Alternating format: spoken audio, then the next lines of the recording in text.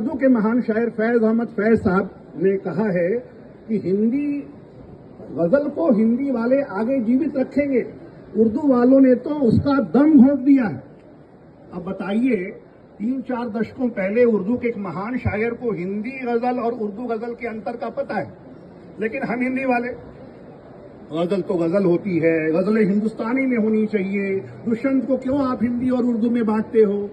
भाई, भाषा की अपनी एक परंपरा है और हम उस भाषा से जुड़े हुए लोग हैं। अगर ऐसा नहीं होगा तो वर्ड्सवर्थ भी सोनेट लिखते हैं और त्रिलोचन ने भी सोनेट लिखे हैं, तो क्या हम एक ही भाषा की परंपरा में वर्ड्सवर्थ के सोनेट को और त्रिलोचन के सोनेट को रख सकते हैं?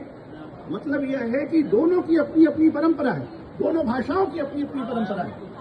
और इसलिए मैं यह कहना चाहता हूं कि इस बात को कहने का काम हिंदी के आलोचकों को करना चाहिए था, किंतु 5-7 दशकों से आलोचना ने इस विषय को लगातार इसकी उपेक्षा की, हिंदी का भी आलोचना है।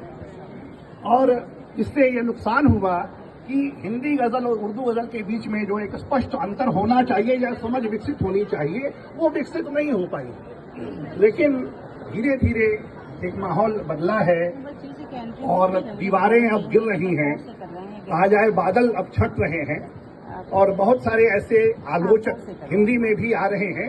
और हिंदी गजल की एक परंपरा जो कबीर, भारतेंदु और निराला रंग और दुष्यंत में त्रिलोचन, दुष्यंत और अदम भवानी शंकर से होती हुई आज तक आती है, वो परंपरा अपने कथ्य के आधार पर, कथ्य भंगिमा, मुहावरे, बिंब और प्रतीकों के आधार पर लगातार हिंदी साहित्य को अब समृद्ध कर रही है। और जब कविता समृद्ध होगी तभी अच्छे आलोचक भी आएंगे। मुझे अच्छा लगता है कि इधर कुछ नए आलोचक भी इस काम को करते हुए आ रहे हैं। मैं गोरखपुर के हिंदी के युवा जनधर्मी